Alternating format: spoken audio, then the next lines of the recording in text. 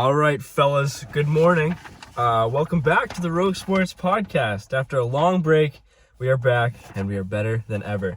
Today, we are going to be going over the season so far for the Bruins, the Celtics, and the Patriots, who are going off right now.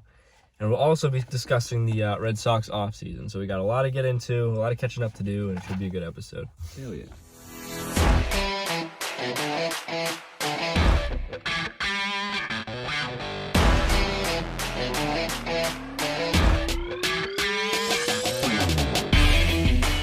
Now, would it be a Rogue Sports Podcast if I didn't step out during the Bruins and Red Sox discussions? No, it would not. Me too. So, yeah, for the Bruins.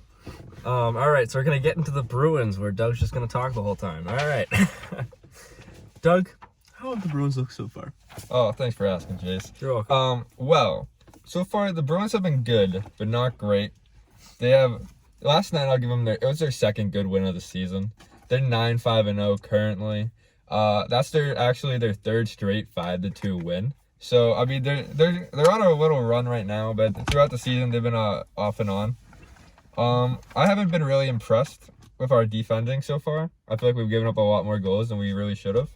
But I think they can improve from there. But right now they're looking good. They have a hella games in hand on most of the teams above them. So I don't really have to worry about that right now where they sit in the standings, because for some reason the scheduling's really fucked us over.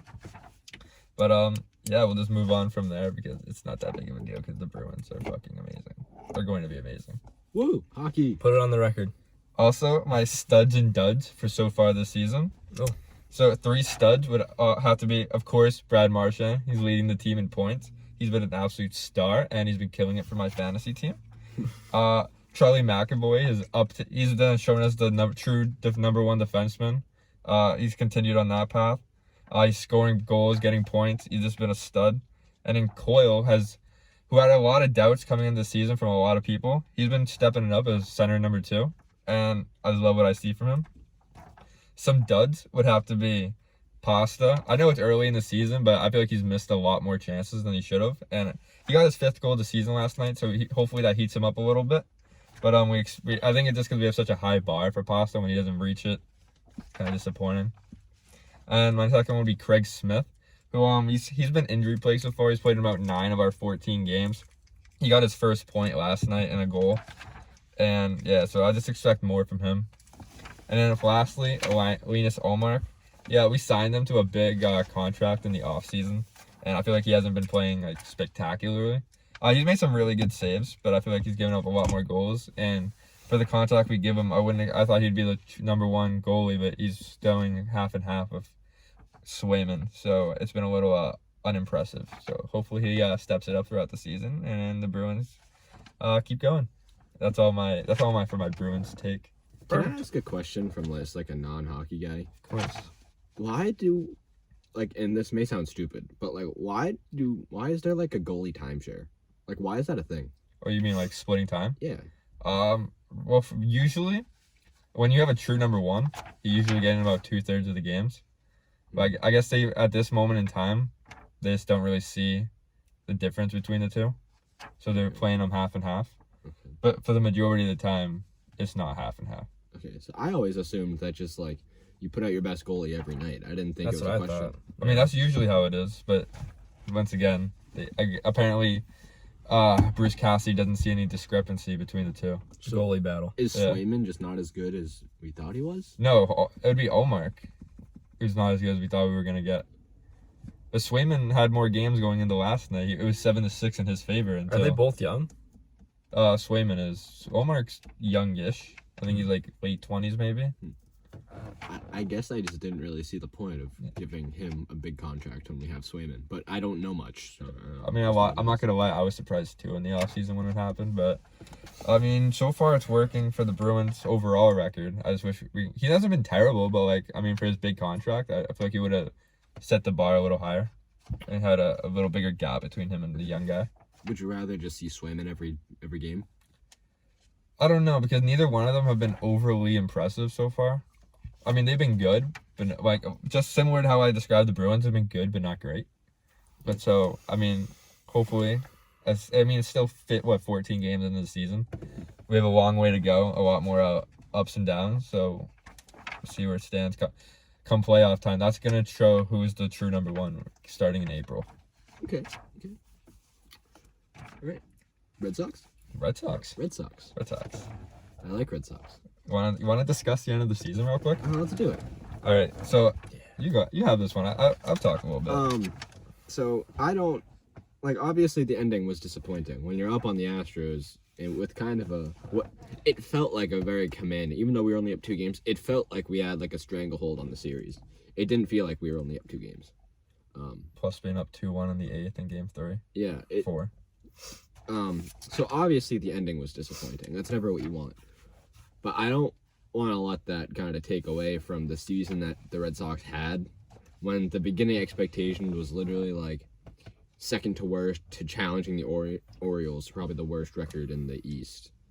And then to do as well as they did, I don't think that should take away, the ending should just take away from all that. Obviously there are things you'd like to change, but I think only way you can really look at this is we're on the upward trajectory, and it's only nowhere to go but up. Good. Very inspirational, Mike. Was. Good take. Thank you. A lot of building blocks from last season, and we've proven to the rest of the league that we can contend. You sounded like the coach of the Red Sox there. Not gonna lie. You did. It's a great season, but we got some good things out of it, and we'll see what we can do next season. We'll try our best to be productive. Give me Alex Cora communication skills, please. I would love nothing more. So just out of curiosity, what would your ideal offseason look like? Just out of curiosity. Just wondering. Not like it's on the schedule or anything. 1, pitching. 2, pitching. 3, more pitching. That's all we need. Our offense would like a bat or 2. Yeah. Resign Schwarber, please, and then I'm like fine with the lineup, because if you look at our guys, there's nowhere that a good bat can really play without taking away from another good bat. Whereas starting pitching in particular, we need more guys. We just lost Eddie to the Detroit Tigers. We need guys, and I think there are 2 ways to go about signing pitchers. 1, get a guy that's like closer to 30 and sign him to a 3, 4, 5 year deal with some good money, or get an older guy and give him a lot of money on short-term deals. And there are certain guys that kind of fit each category, and I have a few here. So for the older guys, the 2 that really stuck out to me that would really interest me, 1 that would be the cheaper option on a 1 year is Corey Kluber. He played good for the Yankees when he was healthy last year. He would just be a solid mid to back rotation guy. 2, if you want to swing a little bigger, give Mad Max a good 2-year deal for give him like the Justin Verlander, but instead of $25 million a year, give him bump it up to like 30. So 2 years for 60. Yeah. Interesting. You could probably get him for that. If you're feeling dangerous. Yeah. Feeling mad. Big Dick Heim. Yep. But then there's a lot of younger guys that kind of intrigue me. I kind of like that route a little better. I like guys like Steven Matz, Kevin Gausman, Carlos Rodon, John Gray, and Jose Quintana are all guys that kind of intrigue me. As kind of like Eddie, kind of like Erod contracts in a way. Give them good money. Not great money, but good money over a longer period of time, so they'll take it. The floor is yours. All right. I feel like we could make improvements offensively. I'll start there. Obviously pitching, but we'll get into it. But pitching or hitting, I think the priority's got to be to re-sign Schwarber. And if for whatever reason that's not possible, I wouldn't mind a Jorge Soler. Just because what you saw in the postseason, I wouldn't mind seeing that over the Green Monster. Okay. And then because I feel like we need to fill a hole at second base, I feel like a cheap option could be bring back Jose Iglesias. Because I truly do believe the Red Sox wouldn't have made the postseason last year if Jose Iglesias didn't come in. Retweet. He was just unreal. He's like an automatic out defensively, and he improved his hitting a lot, and so he's a legit threat for us. And he's brought morale up. Yeah. And then if you're feeling dangerous, if Heim woke up one morning and was just said fuck it, I want to go win a World Series, I think we got to go sign Marcus Semien, because that's my big goal free agent fielding wise. I just think he's a stud, and I think he would destroy over the Green Monster. He's been the last few years he's been unreal, and I think, and it would also, not only would it help us, it would just hurt the Blue Jays, and it would be so fucking dope. True. So awesome. All right, now to get to the pitching criteria for our offseason, I would like it if starting pitching wise, if we got one of the big three of Scherzer, Rodon, Ray, because those guys are just all studs. And I think if you can't go wrong with any of those three, but if you get one of those guys, that'd be a total win in the offseason. But if for whatever reason that's not possible, I think cheaper options could be a Marcus Stroman, who I think Red Sox fans should love him, even if he doesn't come here, just because of how much hate he has for the Yankees. Like, he has just a pure hatred for the Yankees. He chirps their team, chirps their players, chirps their front office. Like, that guy's just a G. Sounds like a Red Sox player. That's what I'm talking about. And he's good. Could you picture like a game where he starts against the Yankees against Garrett Cole, and then In New York? he just beams Aaron Judge in the head, That would be unreal. and then the bench is like, I would love The that. rivalry's back, baby. I miss that stuff. And then another option would be Steven Matz. I think he'd be a productive guy. I think he's pretty comparable to Erod. I think it'd be a simple swap between those two guys. And in the bullpen, a couple of guys from the Astros I'd like are Kendall Graveman or Brooks Raley. I think those guys we saw firsthand in the LCS how good they are, and I wouldn't mind those guys helping us out in our pretty shaky bullpen from last season. And then the last guy would be Raisel Iglesias. I don't think you can go with enough closers, and I think this one adds up more after I tell you about my trade scenarios that I would like, or trade players. I don't have scenarios. I was unprepared. So two guys I would like to trade are Bobby Dahlbeck, because in 2 years, we're going to have Tristan Cassis up, and he's going to be taking up first base. I highly believe that he'll be better than Bobby. Even if we don't, even if that's not our mindset right now, I think if we re-sign Schwarber, there's really no room for Bobby. At least next season. Because JD will be in DH or left field, and the same thing with Schwarber will be at first base or left field, depending on where JD plays. Yeah, I just don't think there's any room for Bobby, and I think there's really no need. And I think we should trade him before he goes from average value to no value. And then my last guy would be Matt Barnes, because he was an all-star last season. He was a stud at the all-star break. He got a contract extension, and then I don't know what happened. I don't know if he just forgot how to pitch, or because all of a sudden after he got his contract extension, he was terrible. He was just god awful, and he got to the point where he was left off the LCS roster. That's nuts. He went from being an all-star closer to getting left off the playoff roster. He was the best reliever in baseball the first half of the year. That's embarrassing, and there's really no room for him anymore on the team. He's just not good enough to be our closer, or even apparently on the roster. So yeah, goodbye. That'd be the ideal, and that's my take for the Red Sox ideal offseason. You've been given your instructions. Yeah. Make it work, buddy. I will say, I really like the Jose Iglesias one. That I want him badly. I think I would rather him play than Christian Arroyo right now. Arroyo's. I like Arroyo too. He's a good bench guy. Yeah. Marcus Semien. It all depends how many years he wants. He's 31, so I wouldn't give him a huge contract. Yeah. Ideal would be 4 years, maybe 100. If you give him 4 or 5, then you get to the point where he may be blocking Marcelo Mayer for making his debut. Because you have to remember we have him. So if you give him any more than Maybe 3 years, 75. 4-year max, yeah. But thing is, will he take it? Because another team will probably give him a 6-year. I mean, he's not a priority signing. He's just the dream, if you want to make a huge splash. Yeah, but you know how Chaim's all about building into the future. Yeah, so he's probably not the idea. He's probably not the target. He just got the best player in the draft, and I don't think it's a stretch to say Marcelo is probably the future of the franchise. Yeah, a lot of people are saying he's our future star. So I don't want anything impeding his path. So I kind of like the idea of stitching together second base, and then by the time he comes up, Xander's going to be in his mid-30s, and we can swap him over to second. That's the ideal dream scenario for the future. Rafi and Marcelo on the left side. Oh my god. With Xander at second and Cassis at first. Yeah. Marcelo will, because we were talking about this before we started filming, about how Rafi's gotten better, but he's still probably an average third baseman. Yeah, defensively. Marcelo, in his range, and just if you watch any video on the way, I creamed watching him field infield balls. Sorry, I had to get that out of the way. Interesting. Okay. Clip it. What? That's going on TikTok. Yep.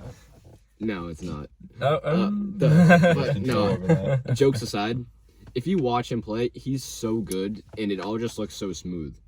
His range and his fielding ability will help Rafi out tremendously as well.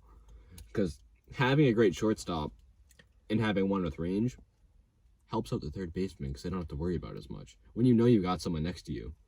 Like, Carlos Correa and Alex Bregman, for example, both are great fielders, like outstanding fielders. You don't think it helps that each of them has the other one right next to him to help him out? Yeah. I think it does. I think it helps a lot. And obviously, it doesn't hurt when his Marcelo's big league comparison to a Corey Seager bat with a Brandon Crawford glove. Yeah. He doesn't really get much better than that. And it's hard not to get hyped for this guy. I think he's in like 2 years, he'll be probably the number one prospect in baseball until he comes up. Yeah.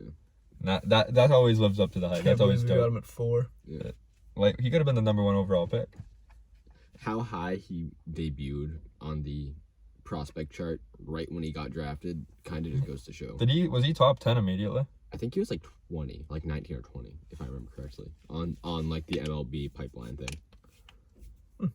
Yeah. It won't be long until he's number one before he comes up. Seriously. Okay. I think it's that Wander Franco hype. Is it Celtics time? It is Celtics time. Perfect. All right. Tag Jason. I'm back, boys. I'm back. All right, we got to talk about the Celtics and how crappy they are. So, does someone want to get into the injuries? I mean, There's not really many besides Jaylen Brown. And Rob Williams give been your in general and out. opinions on the Celtics, then we can get into them so far. I mean, the only thing is, injuries, I know it's been Robert Williams in and out and Jaylen Brown's out, but that's not the problem. It's the fucking blowing the leads, and the Boston Celtics are just horrific. They're doing what they usually do. We thought the new coach would make some changes, but they lose disappointing games. Like, they need to, easy games. They lose easy games, and they blow leads. That's just what they do. And it's been like that all season. They've won against the Lakers, which is nice. You know, they've won some games that they should win and some games that they would ideally like to win, like against the Lakers. But 20 piece the Lakers. When they're playing easy teams, they just lose. It happens every year. I honestly have no idea about this team because the offense is shaky. There's really no bench presence. With the exception of Schroeder's been starting most of the season. Well, yeah, it's because Jalen's hurt. Yeah, well, that doesn't count if he's on. He's going to be a bench presence. We have a bench presence. He wasn't that great when Jalen was playing. He's only stepped up more when he got that starting role. And Josh Richardson's been good off the bench, so I'll give him that.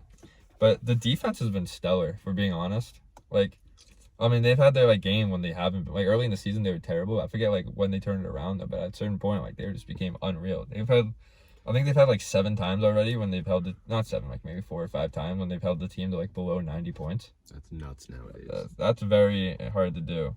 The thing is also they're capable of losing to the Cavs, but then they're also capable of beating a mostly healthy Lakers, right. a 20-piecing a mostly healthy Lakers team without Jaylen Brown and without Rob Williams. Right. So what do I don't know what to make of this team. I can't. I'm a pretty pessimistic person. I feel like if you covered the podcast, you would know. Naturally, I'm gonna say they're terrible because they're 9-8, and it's the Boston Celtics. They shouldn't be, but I think they're better than what their record probably says. So they just need to put it all together. Did I just say something optimistic? Yeah. Maybe. don't. I consider myself a very optimistic fan, and I kind of put my faith in them even when they don't deserve it. Yeah. A lot of times. But I agree. I don't think they're as bad as they've played. If you watch them over the past week to 10 days, they've looked pretty damn good, and that's without their co-star and probably our third best player, arguably. Rob's arguably the third best. If you watch him play, his impact, he probably has the third to fourth highest impact on the game. If you watch the games. He's starting now, right? Yeah. Oh yeah, he and Al are playing side by side. That's together. sick. Can we talk about how Al has been? I love Al, man. I love Al. I did not expect much coming into the season from him. I was very happy when we traded for him. I kind of forget you guys' opinion on that trade, but I was very happy. I was happy too. I was happy Kemba was gone. Bro, the Knicks fans are turning on Kemba already. Shocker. It's almost like it's New York. They're It's turning. almost like he stinks now. The Knicks tried to poach two of our best free agents, and they already hate both of them. Who was the other one? Fournier. Fournier. Oh, They hate yeah. both of them because last year they hung their hat on defense, and they're Neither like, one we of got them. 2 scorers, and now they still don't have any number 1 scorers, and their defense isn't nearly as good because they got Kemba and Evan Fournier on the team. They have a good record. I think they're first in the East, or not. No, the Nets are first in the division. Mhm. They were first. They were doing good. But I'm not impressed with the fact that our young guys haven't improved at all. If anything, they've regressed, and it's annoying. 'Cause, like, Pritchard was so good last year. Now he barely plays. Neesmith is just ass. Play Neesmith, dude. Free Neesmith. Free Neesmith. I've been saying it since like the first episode of the pod. Free Neesmith. Whose minutes are you taking away though? It doesn't have to be one particular player. Like, I stand by this. Start him. When fully Start him. healthy, start him. Who you taking off the starting roster? Oh, I know. Smart. Neesmith. Jalen at the 3, Tatum at the 4, Rob at the 5. Benching Al. Bench Al. What? Respectfully, bench Al. I feel like it's I'm just sorry. a confidence thing with Neesmith. You gain confidence by playing. Exactly. You can't get in a rhythm or get too much confidence when you're getting consistent minutes. You Yep. remember last year at the end of the year when we started actually playing him? Mhm. Brad put him in. He was going nuts. Even when he wasn't shooting, you felt his energy was just it was everything. It was everything you want from him. Mhm.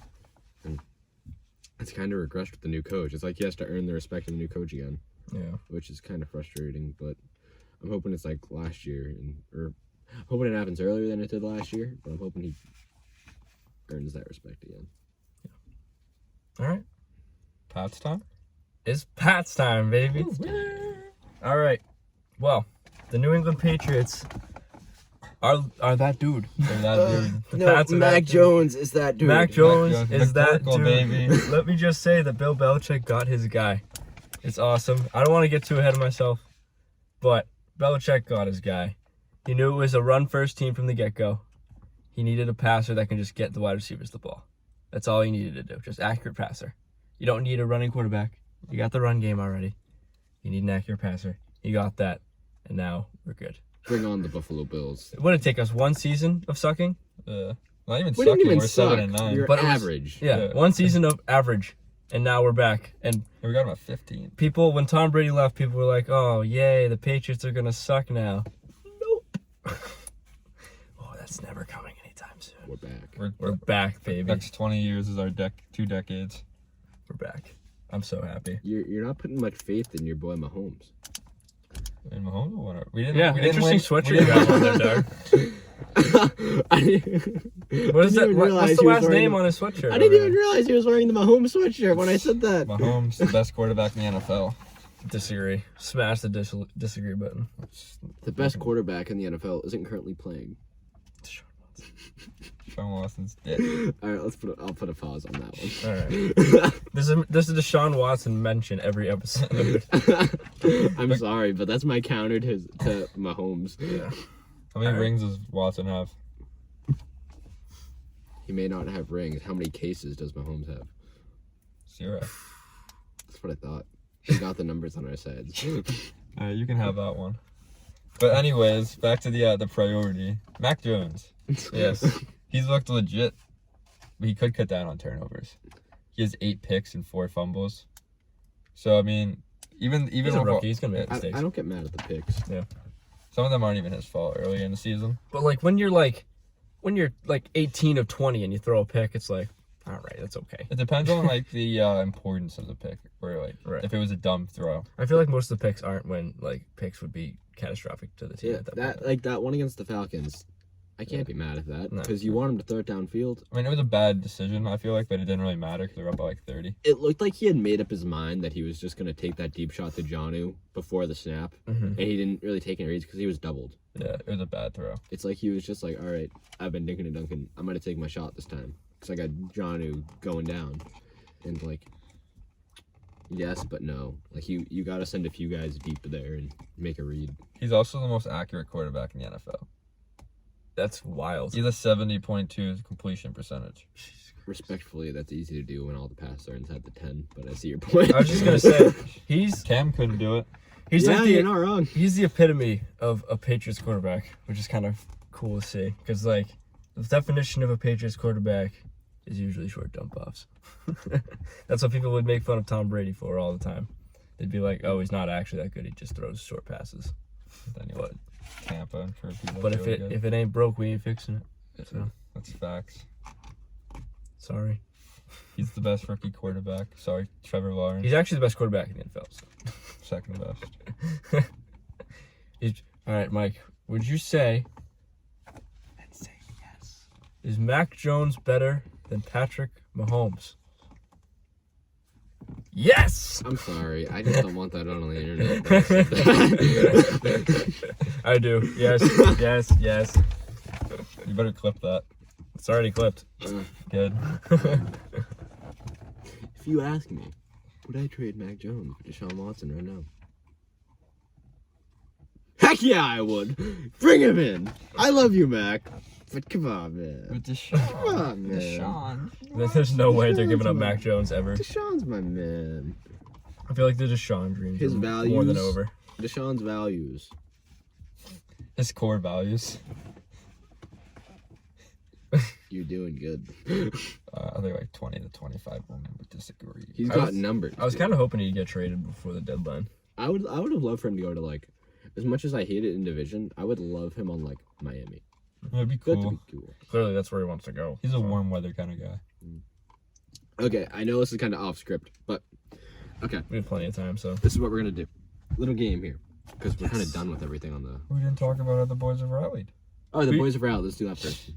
Boys have rallied. No. The Pats. We talk about the Pats. What? Okay. The remaining schedule is kind of tough, Two with the Bills Bills twice, and yeah. the Titans next week. and the Colts. Yeah.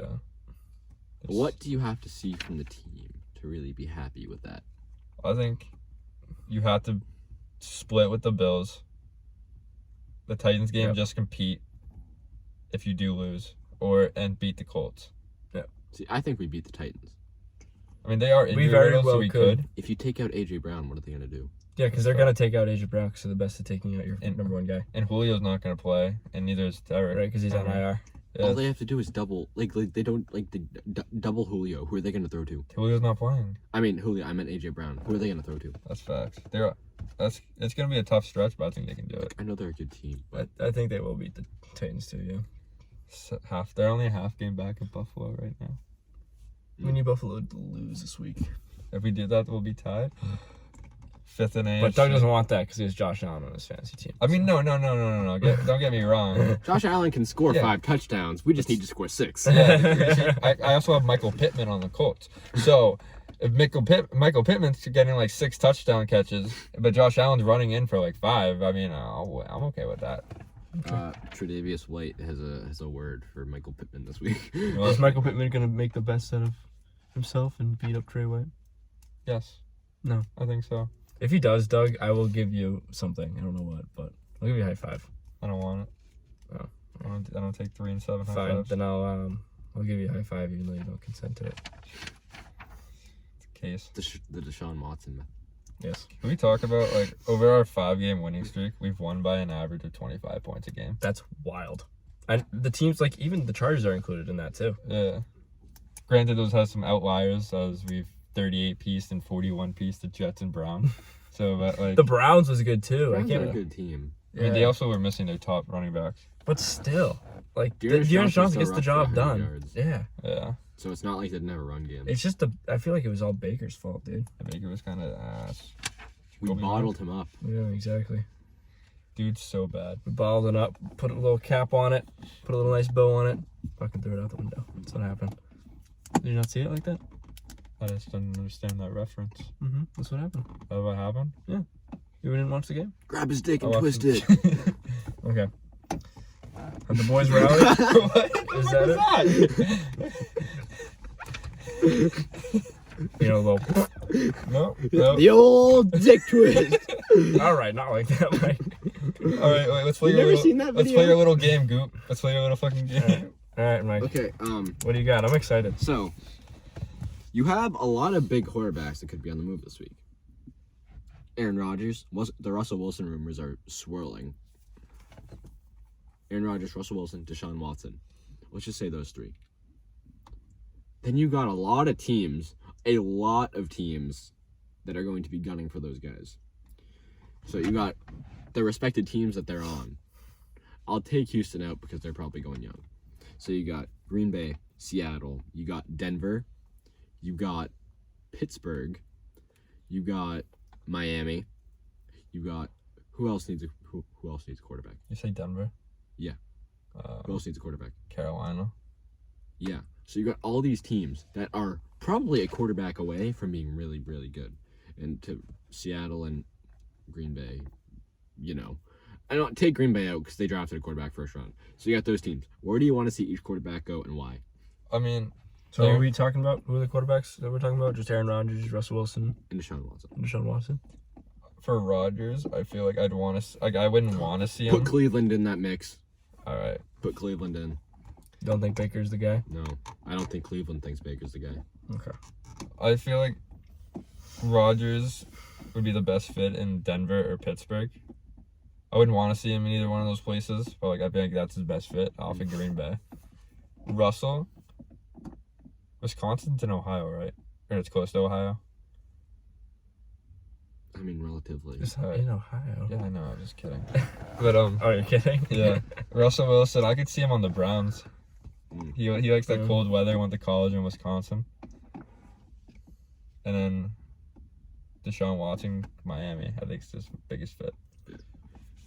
I think Deshaun would be so good in Cleveland. That I would love. Because, Cleveland isn't just really good, they're really young, too. Yeah.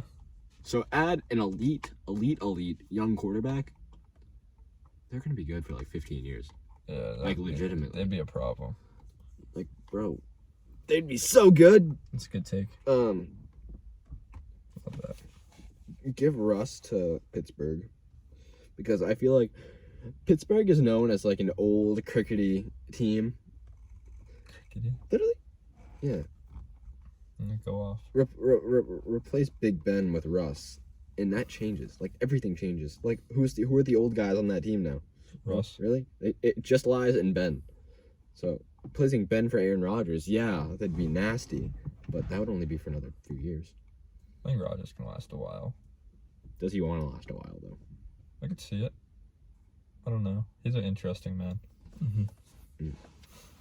I'd kind of have a similar approach. I'd obviously have Deshaun on the Dolphins because it seems like the Dolphins desperately want Deshaun, and Deshaun desperately wants the Dolphins.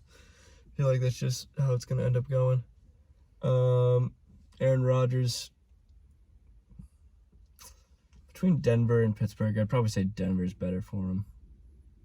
I don't know. That's just me, though. Yeah. Interesting. Yeah. I feel like he wants to go to Denver, too. Over the Steelers. I don't know why. But I would say Denver for him. And then for Russell Wilson. Let's think here. Russell Wilson would be pretty good in Carolina. Yeah. I like that. But obviously they just got Cam and they have Darnold injured, so I don't know what they're doing. But if the stars aligned and he did end up going to Carolina, that would be good because he has some good pass options there, and obviously has Christian McCaffrey too. Yeah. And their defense is pretty good this year too. Yeah, they got Henderson and Gilmore. Via the trade. Yeah. So yeah, those are my teams. Respectfully, let's start a little debate here. Okay. What makes Denver a better option than Pittsburgh? I think they have a better supply of wide receivers. They're also yeah. You say that, rattle them off, and The only thing, who's significantly right now, better than Deontay, Claypool, and Juju? I think Cortland Sutton, KJ Hamler. I also don't know if they're all going to Juju. be there next year. Yeah, Juju's a free agent. Juju, I'd be surprised if Juju went anywhere. I wouldn't. They'd have to give a quarterback one of those quarterbacks. If they don't get another quarterback, Juju's out of there, I think, definitely. But I don't know what's going to happen if they do. Yeah, I just like Denver better. Denver also has a better defense, I feel like. No. I disagree with that. I think they have a better defense. I think the only They have a better younger Denver has defense. better corners, and that's about it. They have a better secondary. Actually, no, yeah, they have a better secondary. Well, Minka Fitzpatrick. Yeah, they have Minka. They have Devin Bush. He's a linebacker. Yeah, but he still plays. He still plays in coverage. I'm saying So the corners are you are bad. talking about the linebacker? Are you counting linebackers as secondary? No, now? I'm just saying the corners are the only thing that Denver has better. I'm not calling them in the secondary. Yeah. Mm-hmm. I also don't know if Pittsburgh has the balls to get rid of Big Ben. No, they don't. They're going to after this year. I don't know. Once he retires, I don't think they have the balls to cut him, like you said. That's what I was thinking. They don't get the chops. I think if they don't, they're a loser franchise. They They already are. losers. Nobody likes the Steelers. They really aren't. They're like they're one of the most respected organizations in the league. No, I don't respect them. They win a lot, but they also lose a lot. I also don't like them. They're also like the really Steelers. hated, which is great. For the Juju. TikTok boy. Fuck Juju. Like TikTok, but yeah. Do we have anything to talk about? Nope. Anything else? I think Or that's can we it. wrap I think it up? that's it. I think that's it. Is that the first podcast in a while? Guys, I'm kind of sad it's over. I'm not gonna lie. I was This hyped for this. is a good episode. Run the numbers back up on our accounts. Yes, I'm you know sorry the we've deal. been silent. We've been silent. We've been educating. We've been being educated. We've been becoming better Samaritans. Yes. Not me. Yeah, You've he's been actually still a getting menace. educated in the ways of wires and electrical stuff. That's why you want to electrocute yourself. Coop would. I might do it for fun. to be Actually, no. I honest trust Coop with my electrical. I'd let him do the electrical in my house. You got a dad. No, Mike. I'm just saying I trust you. It doesn't matter that I have a dad that's an electrician. Thank you. All right, let's sign off. All right. I'm gonna just run through our socials real quick. We got Twitter. We got Instagram. We got Twitter. We got Twitter. And then we got Twitter. And then we got TikTok. with. And of course YouTube. And yeah, YouTube. Which you should be watching on this right now. Yeah. I feel like Twitter is where we need more. And listen on Spotify. That's why I said it like 4 times. Twitter. And then listen on Spotify. We got all these links in the description as usual. We got timestamps too, because I am the greatest editor ever. This Yes, is sir. true. And then, See no lies. yes. And then we'll have some TikToks up soon. We got some Instagram posts with fantasy season. Yes. Yes. Yes. Anything else? No. No. No. All right. Woo, woo. Okay. It was a good episode. It was great to see everybody. Run the numbers back up. Run the numbers back up. We missed you. Adios.